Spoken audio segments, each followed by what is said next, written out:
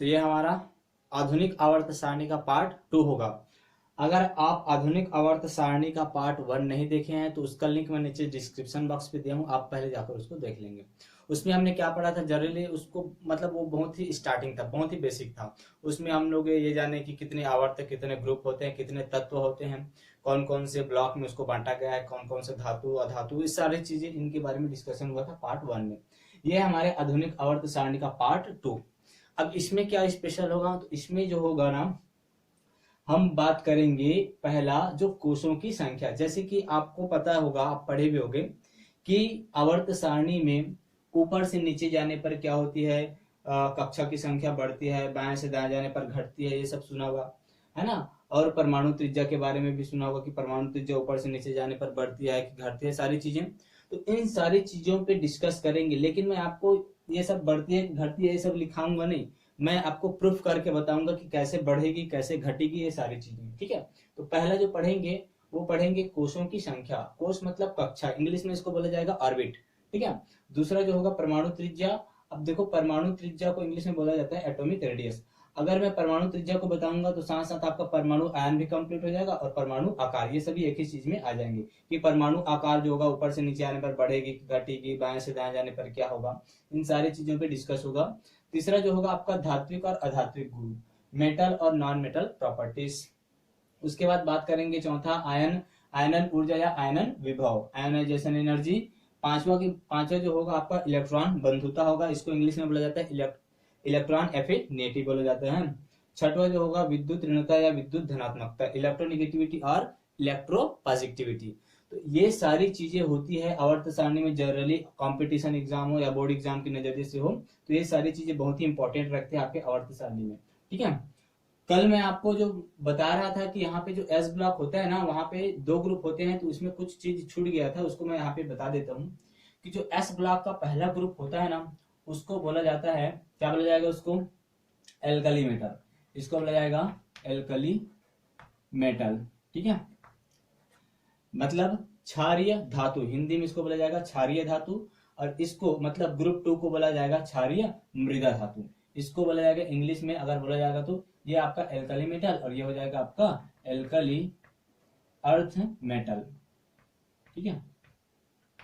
ये हो जाएगा आपका एल्कली अर्थ मेटल। तो हिंदी में इसको बोला जाएगा, क्या बोला जाएगा हिंदी में इसको, क्षारीय धातु, इसको क्षारीय मृदा धातु, ठीक है। ये छूट गया था तो उसको यहाँ पे बता दिया।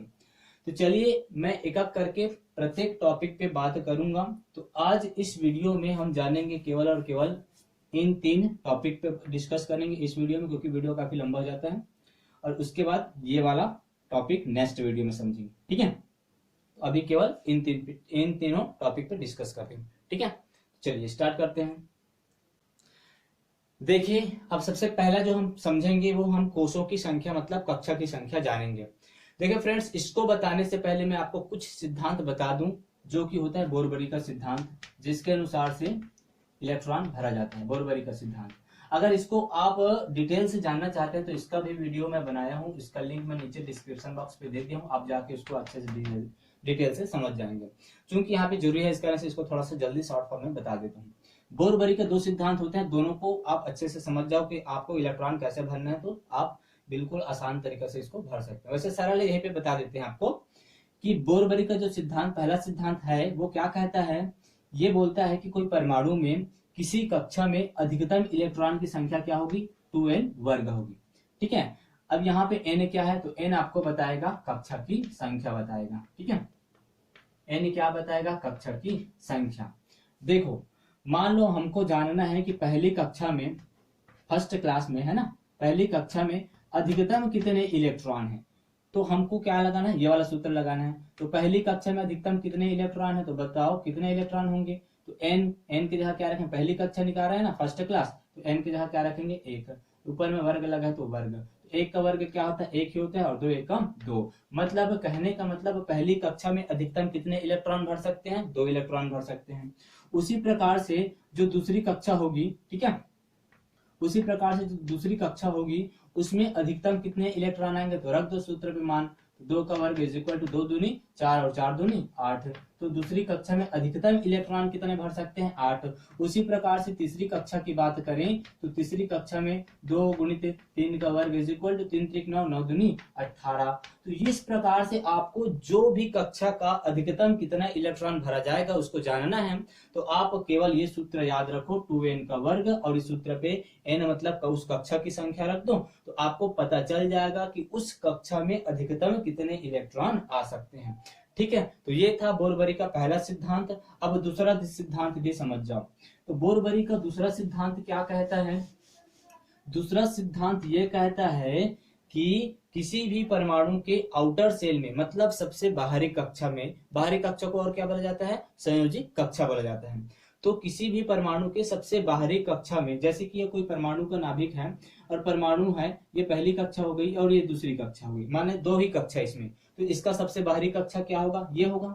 तो इसका सबसे बाहरी कक्षा में, मतलब कोई भी परमाणु के सबसे बाहरी कक्षा में अधिकतम 8 इलेक्ट्रॉन भरा जाएगा। कितना? तो बाहरी कक्षा में मतलब आउटर सेल में अधिकतम जो इलेक्ट्रॉन भरेंगे, अधिकतम की बात करूं, जो अधिकतम इलेक्ट्रॉन भरेंगे वो कितना भरा जाएगा?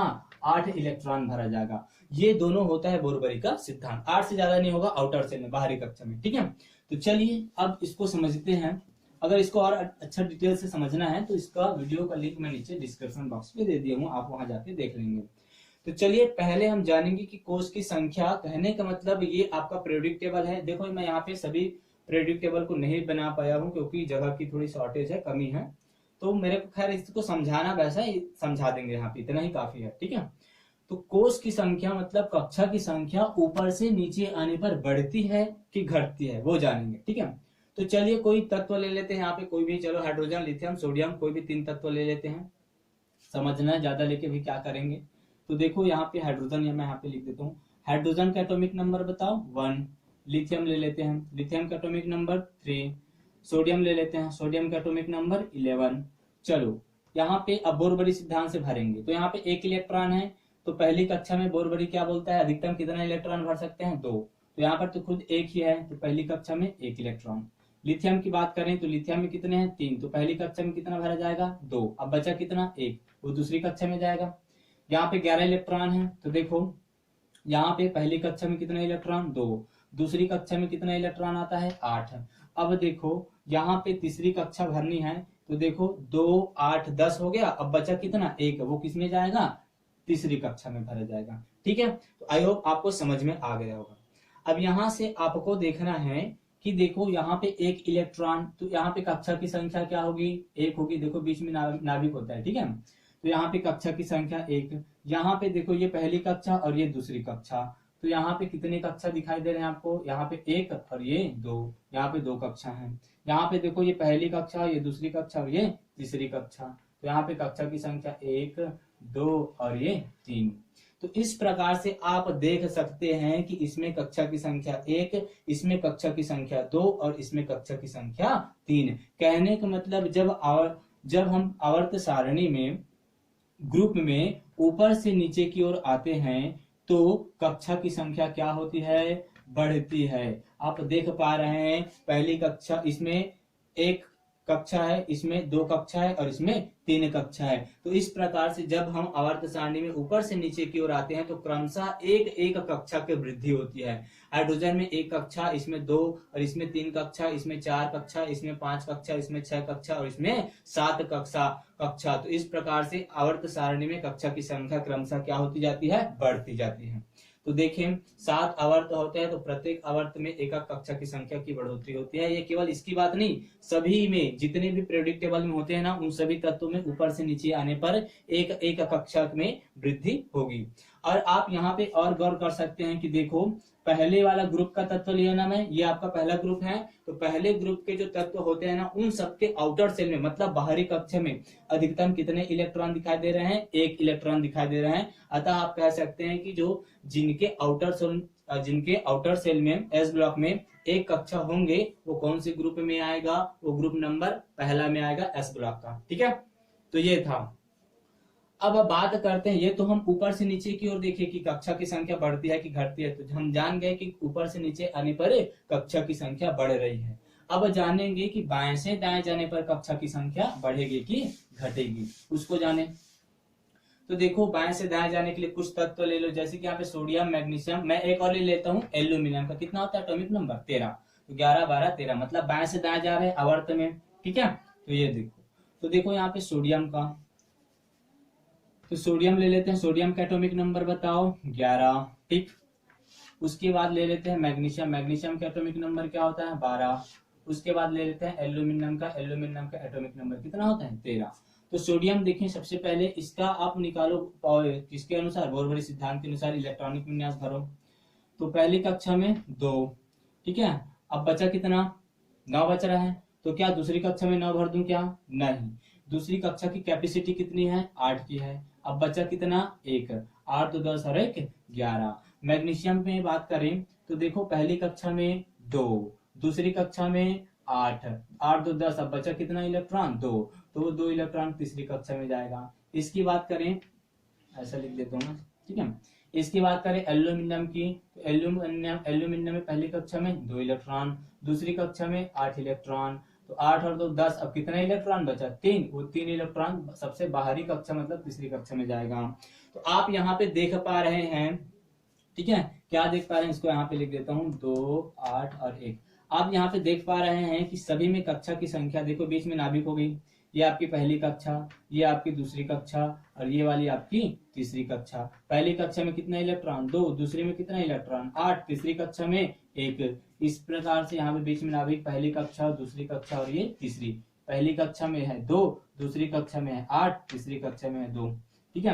यहाँ पर भी देख सकते हैं बीच में नाभिक, पहली कक्षा, दूसरी कक्षा और ये तीसरी। पहली कक्षा में 2, दूसरी कक्षा में 8 और तीसरी कक्षा में 3। तो आप यहाँ से देख पा रहे हैं कि जब हम बाएं से दाएं की ओर जाते हैं तो कक्षा की संख्या में कोई परिवर्तन नहीं होता है, कक्षा की संख्या सभी में बराबर है। इसमें 3 कक्षा, इसमें भी 3 कक्षा, इसमें भी 3 कक्षा, और जितने भी इसके आवर्त में जो भी तत्व होंगे, ये आपका कौन सा आवर्त है? पहला, दूसरा, तीसरा। सोडियम आपका कौन सा आवर्त है? तीसरा। तो इस तीसरे आवर्त में जितने भी तत्व आएंगे उन सब में कक्षा की संख्या बिल्कुल क्या होगी? बराबर होगी। आप यहाँ से प्रूफ देख पा रहे हैं, ठीक है। और इन सब के आउटर सेल को भी देख लो। देखो इनके आउटर सेल में मतलब बाहरी कक्षा में, संयोजी कक्षा में इलेक्ट्रॉन की संख्या कितनी है? 1 इलेक्ट्रॉन है। इसमें इलेक्ट्रॉन की संख्या 2, इसमें इलेक्ट्रॉन की संख्या 3। अब आप यहाँ से दिमाग लगाओ कि यहाँ पे इलेक्ट्रॉन की संख्या क्या हो रही है? एक वृद्धि कर रही है, एक की वृद्धि हो रही है। इसमें 1 इलेक्ट्रॉन है, इसमें गए तो 1 इलेक्ट्रॉन वृद्धि करके 2 इलेक्ट्रॉन हो गए, इसमें गए तो 1 इलेक्ट्रॉन वृद्धि करके 3। लेकिन कक्षा की संख्या क्या है? वही है, ठीक है। तो क्या याद रखोगे? अब ऊपर से नीचे आने पर एक कक्षा की संख्या बढ़ती है और बाएं से दाएं जाने पर कक्षा की संख्या नहीं बढ़ती, लेकिन बाएं से दाएं जाने पर एक एक इलेक्ट्रॉन की संख्या बढ़ती है, ठीक। आई होप पहला कक्षा की संख्या मतलब ऑर्बिट की संख्या ये आपको समझ में आ गया होगा, आवर्त सारणी में कैसा होता है, ठीक है। चलिए अब सेकंड वाला की बात करते हैं, जो कि हमारा क्या है। चलिए अब समझते हैं परमाणु त्रिज्या या परमाणु आकार, इसके बारे में, ठीक है। तो चलिए पहले कोई भी एक तत्व ले लेते हैं, कौन सा ले? कोई भी ले लेते हैं, हाइड्रोजन, लिथियम, सोडियम, इसी को ले लेते हैं, ठीक है। तो ऊपर पहले हम क्या जानेंगे कि ऊपर से नीचे आने पर परमाणु त्रिज्या बढ़ती है कि घटती है। तो सबसे पहले मैं आपको यह बता दूं कि परमाणु त्रिज्या असल में क्या होगा। त्रिज्या क्या होती है? जैसे कोई वृत्त होता है स्फेरिकल, ठीक है, गोलाकार, तो वृत्त के केंद्र से परिधि तक की दूरी क्या कहलाती है? आपकी त्रिज्या कहलाती है। वृत्त के केंद्र से परिधि तक की दूरी क्या कहलाती है? त्रिज्या। तो परमाणु भी कैसा होता है? स्फेरिकल होता है, वृत्ताकार होता है, गोलाकार होता है। तो इसका भी केंद्र होगा, तो इसके केंद्र में कौन होता है? नाभिक होता है। और देखो मतलब यहाँ पे तो नाभिक से सबसे आउटर सेल मतलब सबसे बाहरी कक्षा, तो मान लो ये बाहरी कक्षा है ना, मान लो इसमें 2 ही कक्षा है, ये पहली कक्षा हो गई और ये दूसरी। तो नाभिक से सबसे बाहरी कक्षा के बीच की दूरी इसकी क्या कहलाएगी? परमाणु त्रिज्या कहलाएगी, ठीक है। तो परमाणु त्रिज्या समझ में आ गया ना। नाभिक से सबसे बाहरी कक्षा के बीच की दूरी क्या कहलाएगी? परमाणु त्रिज्या कहलाएगी, ठीक। तो चलिए समझते हैं कि ऊपर से नीचे जाने पर, किसी आवर्त सारणी में ऊपर से नीचे जाने पर परमाणु त्रिज्या बढ़ती है कि घटती है। तो चलिए कोई भी तत्व ले ले ऊपर से नीचे, जैसे हाइड्रोजन, लिथियम, सोडियम ले लेता हूं मैं, ठीक है, क्रम से।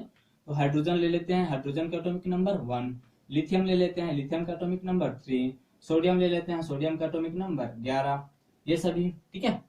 चलो बोरबरी सिद्धांत के अनुसार भरो इलेक्ट्रॉनों को। इसमें पहली कक्षा में 1 इलेक्ट्रॉन, इसमें पहली कक्षा में अधिकतम 2 आते हैं, अब कितना बचा 1। सेम वही कंडीशन इसमें भी 2, 8, 10 हुआ, और एक जो बचेगा वो कौन सी में जाएंगे, तीसरी कक्षा में जाएंगे।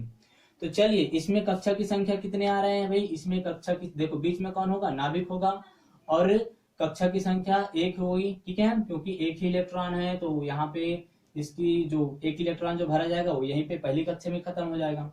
इसमें कक्षा की संख्या देख पा रहे हैं आप, पहली कक्षा ये दूसरी कक्षा, तो नाभिक पहली कक्षा में 2, दूसरी कक्षा ये 1 इलेक्ट्रॉन आएगा। यहाँ पे भी देख सकते हैं, यहाँ पे पहले नाभिक भर देते हैं, तो देखो यहाँ पे भी कक्षा की संख्या कितनी है, 3 है, 1, 2, 3 है, तो ये नाभिक है, नाभिक के पहली जो सबसे पास वाली वो आपकी पहली कक्षा होती है, फिर ये दूसरी कक्षा होती है, फिर ये तीसरी कक्षा होती है, ठीक है।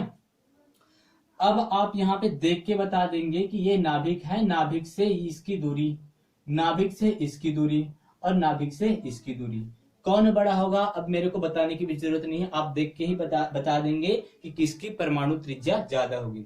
देखो यहाँ पे 1 कक्षा है, मतलब ये क्या है, इसकी परमाणु त्रिज्या छोटी होगी।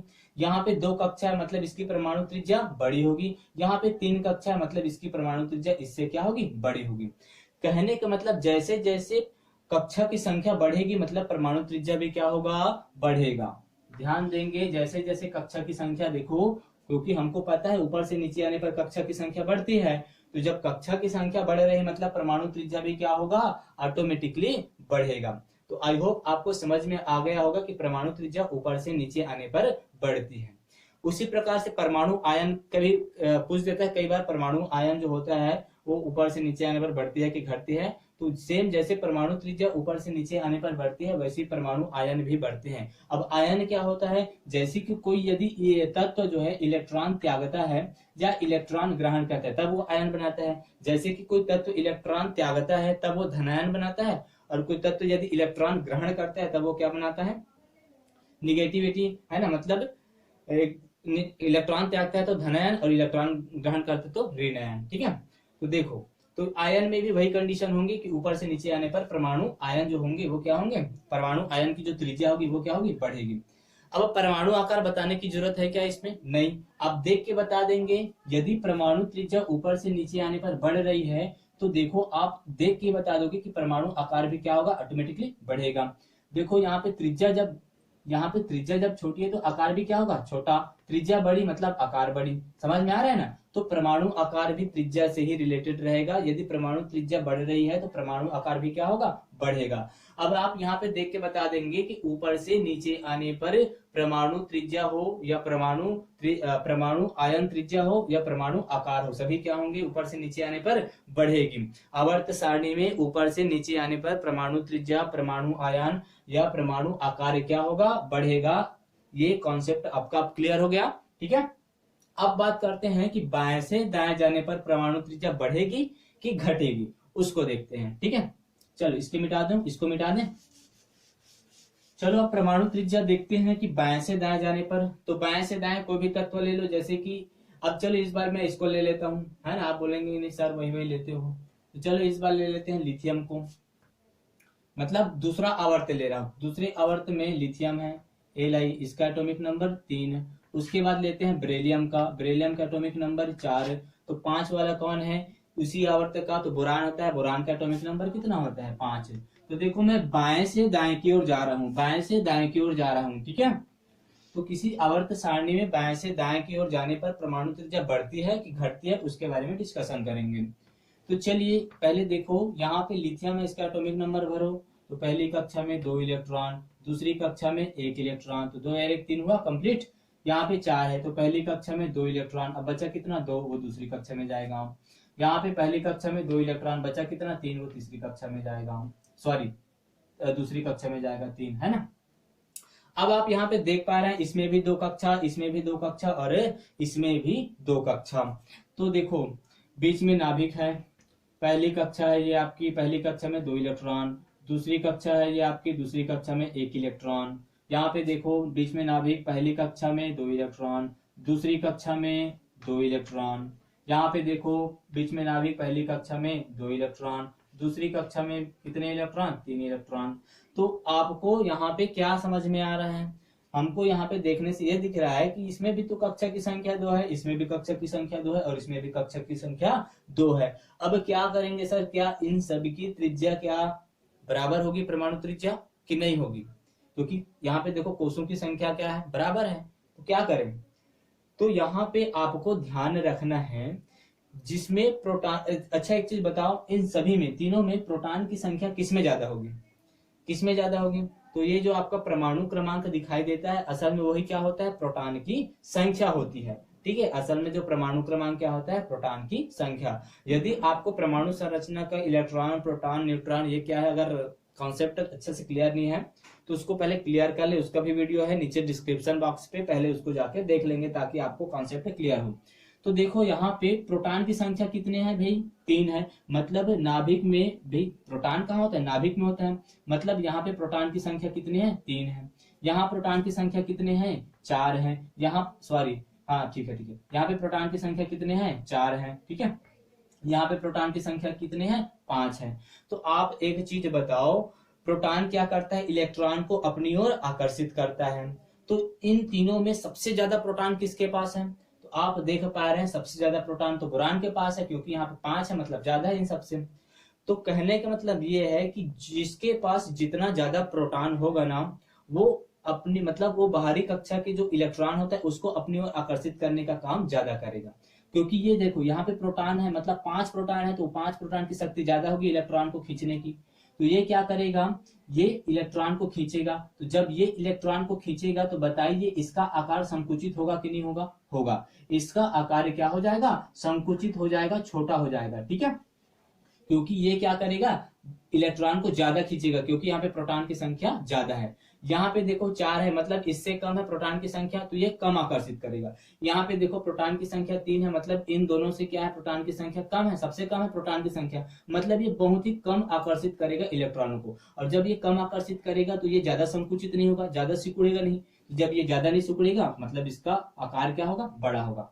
अब आप यहाँ से देख पाएंगे कि जब ये ज्यादा संकुचित नहीं हो पा रहा है, मतलब सीधा सीधा अर्थ ये लगाते हैं कि यहाँ पे देखो, यदि परमाणु त्रिज्या देख रहे हैं तो यदि कोष की संख्या मतलब कक्षा की संख्या यदि सभी में बराबर है तो हमको देखना है प्रोटॉनों की संख्या। इसमें प्रोटॉन की संख्या कितनी है, 3। इसमें प्रोटॉन की संख्या कितनी है, 4। इसमें प्रोटॉन की संख्या कितनी है, 5। तो देख पा रहे हैं कि यदि जिसके पास जितना ज्यादा प्रोटॉन होगा वो इतना ही आकर्षित करेगा इलेक्ट्रॉनों को, क्योंकि जितने प्रोटॉन होते हैं उतने इलेक्ट्रॉन होते हैं, आप सबको पता है। तो देखो ये 3 क्या करेगा, उतना ज्यादा आकर्षित नहीं करेगा। 3 प्रोटॉन कितना आकर्षित करेगा, और 5 प्रोटॉन तो ज्यादा आकर्षित करेगा, और जो ज्यादा आकर्षित करेगा उसका आकार उतना ही छोटा, क्योंकि वो संकुचित हो जाता है। कहने का मतलब यहाँ पे जो लिथियम होगा ना उसका परमाणु त्रिज्या बड़ी होगी, उसके बाद बेरिलियम की परमाणु त्रिज्या, उसके बाद सबसे छोटा हो जाएगा आपका बोरान की परमाणु त्रिज्या। तो इस क्रम में रहेगा। अब आप यहाँ से ये निष्कर्ष निकाल रहे हैं या निकालेंगे कि आवर्त सारणी में बाएं से दाएं जाने पर परमाणु त्रिज्या क्रमशः क्या होती है, घटती है। परमाणु त्रिज्या क्या होगी, घटेगी। इस बात को याद रखना, ठीक है। अब आपको परमाणु आकार बताने की जरूरत है क्या, नहीं।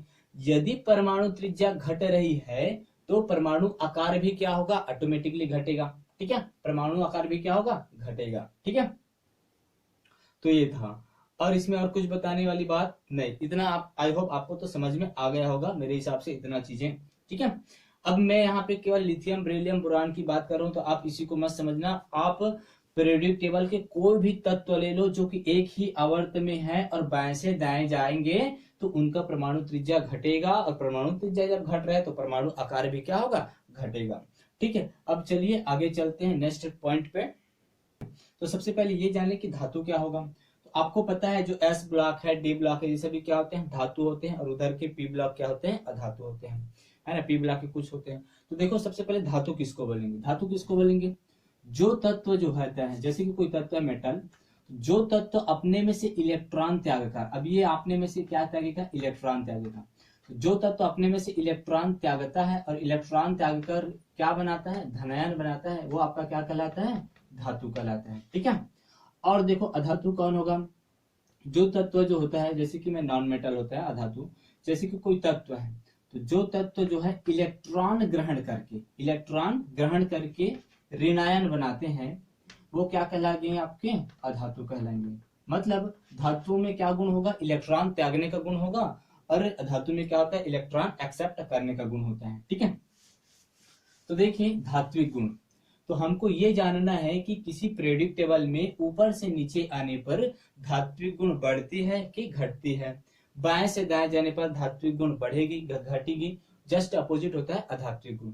तो देखिए आप देख पा रहे हैं कि हाइड्रोजन, लिथियम, सोडियम, ये सभी क्या है? धातु हैं, और ये सभी जो होते हैं इलेक्ट्रॉन त्यागते हैं, और इलेक्ट्रॉन त्यागते हैं मतलब सभी की धात्विक गुण होगी कुछ न कुछ, सभी तो धातु हैं। लेकिन ये कैसे पता करें कि किसकी धात्विक गुण कम होगी और किसकी धात्विक गुण ज्यादा होगी? तो याद रखना, धात्विक गुण को कैसे शो करेंगे? तो जो धात्विक गुण होगा ना, वो किसकी ज्यादा होगी किसकी कम होगी, उसको कैसे डिफाइन करेंगे?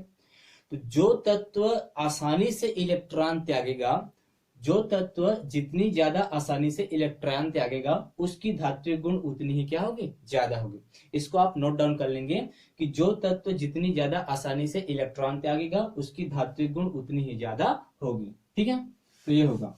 तो देखिए यहाँ पे कोई भी तत्व ले लेते हैं, जैसे कि लिथियम, सोडियम, पोटेशियम ले लें, ये सभी धातु हैं। ठीक है, लिथियम, हाइड्रोजन को भी ले सकते हैं, लेकिन हाइड्रोजन क्या होता है? आपका अधातु होता है, तो उसमें इलेक्ट्रॉन त्यागने का भी गुण होता है, इलेक्ट्रॉन एक्सेप्ट करने का भी गुण होता है, तो उसको छोड़ दो अभी। तो ऊपर से नीचे यहाँ पे लिथियम ले लेते हैं हमें, तो लिथियम ले लें। लिथियम का एटॉमिक नंबर क्या होता है? 3 होता है। उसके बाद क्या लें? सोडियम। अभी ऊपर से नीचे जाएंगे, है ना, ऊपर से नीचे जा रहे हैं कि धात्विक गुण बढ़ता है कि घटता है, ये देखना है। सोडियम 11। उसके बाद लेते हैं पोटेशियम। पोटेशियम का होता है एटॉमिक नंबर 19। चलिए इसको बोरबरी सिद्धांत के अनुसार इसका इलेक्ट्रॉनिक विन्यास निकालो। तो पहली कक्षा में कितना इलेक्ट्रॉन भरा जाता है? 2 इलेक्ट्रॉन भरा जाता है। और दूसरी में आप कितना बचा? 1 बचा, तो वो दूसरी में जाएगी। इसमें पहली कक्षा में 2, दूसरी में 8, 8 2 10 होगा, तीसरे में 1। इसमें पहली कक्षा में 2, दूसरी में 8, 8 2 10 हो गया। अब बचा कितना? 9। तो क्या 9 में तीसरे में भर दूं क्या? ऐसा भर दें क्या? नहीं, ये गलत हो जाएगा। हमारा बोरबरी सिद्धांत क्या कहता है कि बाहरी कक्षा में अधिकतम 8 इलेक्ट्रॉन आएगा, 8 से ज्यादा नहीं आएगा। यहाँ पे 8 ही भरा जाएगा। अब 8 8 16 17 18, 1 इलेक्ट्रॉन बच रहा है, वो किसमें जाएगा? चौथी कक्षा में जाएगा, इस प्रकार से। ठीक है, क्योंकि जो बाहरी कक्षा होती है ना, उसमें 8 से ज्यादा नहीं होते, तो ये होगा। ठीक है, अब आप यहाँ पे देख पा रहे हैं कि जो सभी तत्व है ये सभी अधातु है, और ये जो सभी जो तत्व है वो धातु है, और धातु में 1 इलेक्ट्रॉन त्यागने का गुण होता है। कोई जरूरी नहीं 1 इलेक्ट्रॉन। अब यहाँ पे इसके बाहरी कक्षा में 1 है, तो मैं बोल दिया कि 1 इलेक्ट्रॉन। यदि बाहरी कक्षा में 2 रहता तो कितना इलेक्ट्रॉन त्यागता? 2। जैसे कि ये देखो, एस ब्लॉक का जो दूसरा आवर्त होता है, जो दूसरा ग्रुप होता है ना, इस दूसरे ग्रुप में 2 इलेक्ट्रॉन त्यागने की क्षमता होती है। तो इसके आउटर सेल में 2 इलेक्ट्रॉन होते हैं, इस कारण से 2 इलेक्ट्रॉन त्यागता है। लेकिन इसके आउटर सेल में मतलब बाहरी कक्षा में 1 इलेक्ट्रॉन है। अब ये इलेक्ट्रॉन त्यागता क्यों इलेक्ट्रॉन त्यागता है? इसके पीछे कारण ये है कि कोई भी तत्व, जितने भी पीरियोडिक टेबल में तत्व है ना, वो अपना अष्टक कंप्लीट करने का प्रयास करते हैं। तो ये देखो, ये अगर 1 इलेक्ट्रॉन त्यागे मतलब ये स्टेबल हो जाएगा। अब वैसे तो लिथियम का अष्टक नहीं हो पाएगा, लेकिन यहाँ पे 2 हुई होता है इसका अष्टक, जैसे कि हाइड्रोजन। तो हाइड्रोजन में अष्टक कहने का मतलब इसमें 2 ही मानेंगे इसको, क्योंकि पहली कक्षा है, और पहली कक्षा में अधिकतम कितने इलेक्ट्रॉन आते हैं? 2। ठीक है, तो लिथियम कब स्टेबल होगा? जब 1 इलेक्ट्रॉन त्यागेगा। सोडियम कब स्टेबल होगा? जब 1 इलेक्ट्रॉन त्यागेगा। जैसे ही 1 इलेक्ट्रॉन त्यागता है, सोडियम का देखो 8 इलेक्ट्रॉन बचेगा अंतिम में। और कोई भी जो तत्व होता है ना, अपने अंतिम कक्षा में 8 इलेक्ट्रॉन करने का प्रयास करता है, यही अष्टक नियम कहलाता है। अभी देखो पोटेशियम की भी बाहरी कक्षा में ये भी 1 इलेक्ट्रॉन त्यागेगा, तो 8 इसके अंतिम कक्षा में 8 इलेक्ट्रॉन बचेंगे। तो ये सभी जो होते हैं एक इलेक्ट्रॉन त्यागने का गुण रखा है। तो ये भी तो इलेक्ट्रॉन त्याग रहा है, ये भी त्याग रहा है, ये भी त्याग रहा है। तो धात्विक गुण कैसा पता करेंगे? किसकी धात्विक गुण ज्यादा होगी? तो सोचो। तो अब यहां से मैं इसकी संरचना बना देता हूं। तो देखो यहाँ पे एक नाभिक होगा, और इसमें कक्षा की संख्या कितनी है? ये पहली कक्षा और ये दूसरी कक्षा। इसमें कक्षा की संख्या कितनी है? 1 2 3। ये नाभिक है, ये पहली कक्षा, ये दूसरी कक्षा और ये तीसरी कक्षा। यहाँ पे देखो 4 हैं, मतलब पहला कक्षा, दूसरा कक्षा, तीसरा कक्षा और ये चौथा कक्षा। ठीक है, इसमें 4 कक्षा है, पहला, दूसरा, तीसरा, चौथा। ठीक है, अब यहाँ पे बात करते हैं कि धात्विक गुण कैसे पता करें। तो धात्विक गुण मैंने क्या बताया? जो तत्व जितनी आसानी से इलेक्ट्रॉन त्यागेगा, वो क्या होगा? उसके धात्विक गुण क्या होगा? ज्यादा। अब इसके सभी के आउटर सेल में, मतलब बाहरी कक्षा में 1 इलेक्ट्रॉन है, इसके भी बाहरी कक्षा में 1 इलेक्ट्रॉन, इसके भी बाहरी कक्षा में 1 इलेक्ट्रॉन, इसके भी बाहरी कक्षा में 1 इलेक्ट्रॉन। ठीक है, अब मेरे को ये बताओ कौन ज्यादा आसानी से इलेक्ट्रॉन को त्याग पाएगा। देख के पता चल रहा है कि ये देखो, ये 1 इलेक्ट्रॉन बहुत ही नाभिक के पास में है, मतलब ये नाभिक जो है इसको आकर्षित करके रखा है, पास में है ना। तो क्या करता है नाभिक, प्रोटॉन क्या करता है, इलेक्ट्रॉन को आकर्षित करता है। तो ये प्रोटॉन है, ये इलेक्ट्रॉन, तो इसको आकर्षित करके रखा है, पास में है, 2 ही कक्षा है। यहाँ पे कक्षा की संख्या 3 है, मतलब दूरी बढ़ गई। यहाँ पे कक्षा की संख्या 4 है, मतलब और दूरी बढ़ गई। तो आप देखने से पता चल रहा है कि यहाँ पे जो ये वाला जो कक्षा होगी, मतलब जो ये पोटेशियम होगा, वहां से 1 इलेक्ट्रॉन को निकाल पाना ज्यादा आसान होगा। क्यों? क्योंकि यहाँ पे नाभिक से दूरी ज्यादा है। तो नाभिक से दूरी ज्यादा मतलब आकर्षण कम। जब आकर्षण कम है तो यहाँ से इलेक्ट्रॉन को चुरा पाना ज्यादा आसान होगा। ठीक है, किसी भी तत्व को, है ना। तो यहाँ से 1 इलेक्ट्रॉन निकालना ज्यादा आसान होगा, मतलब इसकी धात्विक गुण क्या होगी, ज्यादा होगी। यहाँ से निकालना आसान नहीं होगा। अब कहने का मतलब है कि जब हम ऊपर से नीचे की ओर आएंगे तो धात्विक गुण क्या होगा, बढ़ेगा। तो आप यहाँ इसको लिख लेना कि ऊपर से नीचे आने पर धात्विक गुण क्या होगा, धात्विक गुण बढ़ेगा। ठीक है, मतलब मेटालिक प्रॉपर्टीज क्या होगी, बढ़ेगी। इसको आप लिख लेंगे। तो देखो क्यों बढ़ रहा है, आपको पता चल गया अब। क्योंकि यहाँ पे कक्षा की संख्या बढ़ रही है, और कक्षा की संख्या बढ़ रही है मतलब बाहरी कक्षा की जो 1 इलेक्ट्रॉन है ना, उसकी दूरी नाभिक से बढ़ रही है। मतलब जिसकी दूरी जितनी ज्यादा, अब यहाँ पे देखो पोटेशियम से जो नीचे वाला आएगा उसमें फिर एक कक्षा बढ़ जाएगी, मतलब वहां से फिर इलेक्ट्रॉन को निकालना आसान हो जाएगा। तो यहाँ से आप कोई भी तत्व ले लो, अब ऊपर से नीचे की ओर देखना, तो ऊपर से नीचे की ओर जाएंगे मतलब एक कक्षा बढ़ती है। जब एक कक्षा बढ़ रही है मतलब नाभिक से इलेक्ट्रॉन की दूरी बढ़ रही है, और जब नाभिक से इलेक्ट्रॉन की दूरी बढ़ रही है मतलब वहां से इलेक्ट्रॉन त्यागना, मतलब इलेक्ट्रॉन को निकालना या वो इलेक्ट्रॉन को त्यागना आसान होगा। और जो इलेक्ट्रॉन को जल्दी त्यागता है, जिसमें इलेक्ट्रॉन को त्यागना आसान होता है, उसकी धात्विक जो प्रॉपर्टीज होगी वो क्या होगी, ज्यादा होगी। ठीक है, तो ये था ऊपर से नीचे। अब समझते हैं बाएं से दाएं। ठीक है, आई होप आपको समझ में आ रहा होगा। कोई भी डाउट होगा तो कमेंट में जरूर पूछिएगा। तो देखिए अब बाएं से दाएं जाते हैं। तो बाएं से दाएं कोई भी ले लो, जैसे कि मैं सोडियम, मैग्नीशियम और एल्यूमिनियम का ले लेता हूँ। तो लिखता हूँ मैं यहाँ पे सोडियम, एटॉमिक नंबर कितना होता है, 11। उसके बाद मैग्नीशियम, एटॉमिक नंबर होता है 12, छोटा बना दिया। उसके बाद होता है एल्यूमिनियम का होता है 13। ये आपका पी ब्लॉक में आता है। ठीक है, तो हमको देखना है आवर्त। आवर्त में क्या होता है, ये देखो तीसरा आवर्त में है। तीसरा आवर्त में जितने भी तत्व हैं वो बाएं से दाएं। ठीक है, तो बाएं से दाएं जाना है। तो बाएं से दाएं में देखते हैं कि धात्विक गुण बढ़ेगी कि घटेगी। तो देखिए इसका भी वो निकालो, इलेक्ट्रॉनिक विन्यास 2 8 1 2 8 2 और ये 2 8 3। ठीक है, ये हो गए 11, ये हो गए आपके 12 और ये हो गए 13। क्योंकि जो बाएं से दाएं क्रम से जाते हैं ना, तो एक इलेक्ट्रॉन बढ़ता है, लेकिन कक्षा की संख्या क्या होती है, बराबर होती है, समान। इसमें भी देखो 3, इसमें भी देखो 3, इसमें भी देखो 3, 3 कक्षा है ना। तो देखो बीच में नाभिक पहली कक्षा, दूसरी कक्षा और ये तीसरी कक्षा। बीच में नाभिक पहली कक्षा, दूसरी कक्षा और ये तीसरी कक्षा। बीच में नाभिक पहली कक्षा, दूसरी कक्षा और ये तीसरी कक्षा।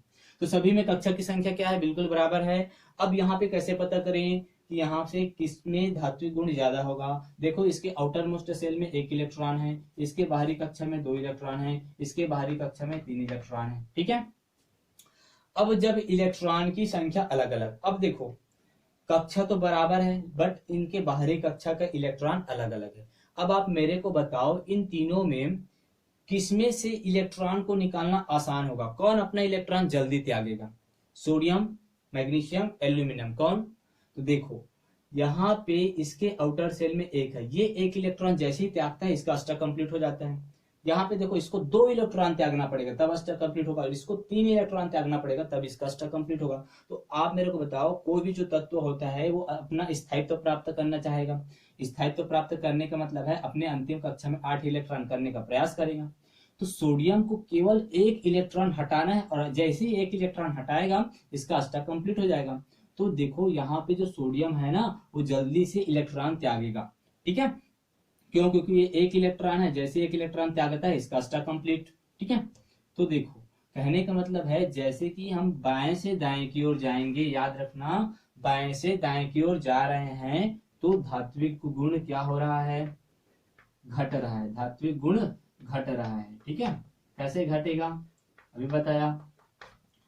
देखो ये इसका यहाँ से इलेक्ट्रॉन त्यागना आसान होगा, लेकिन यहाँ पे इलेक्ट्रॉन त्यागना आसान नहीं होगा, क्योंकि यहाँ पे 2 इलेक्ट्रॉन है ना, तो 2 इलेक्ट्रॉन है, थोड़ा सा मुश्किल जाएगा, और इसको थोड़ा सा और ज्यादा मुश्किल जाएगा, इसके और आने वाले को थोड़ा और मुश्किल जाएगा। कहने का मतलब जब हम बाएं से दाएं की ओर जाते हैं, मतलब इधर क्या होता है धातु, उधर कौन होता है अधातु। इस कारण से जब बाएं से दाएं की ओर जाते हैं, जाते जाते जाते हैं, तो एक समय ऐसी आती है कि पूरा फिर अधातु प्राप्त हो जाता है। ठीक है, तो ये होता है इस प्रकार से। ठीक, आई होप आपको ये समझ में आ रहा होगा। ठीक है, तो बिल्कुल रटना नहीं है, समझना है कॉन्सेप्ट वाइज। अगर आपको कॉन्सेप्ट क्लियर है तो बिल्कुल भी रटने की जरूरत नहीं है, प्रेडिक्टेबल आपको यूं चुटकियों में बन जाता है। ठीक है, और समझ में आ जाता है।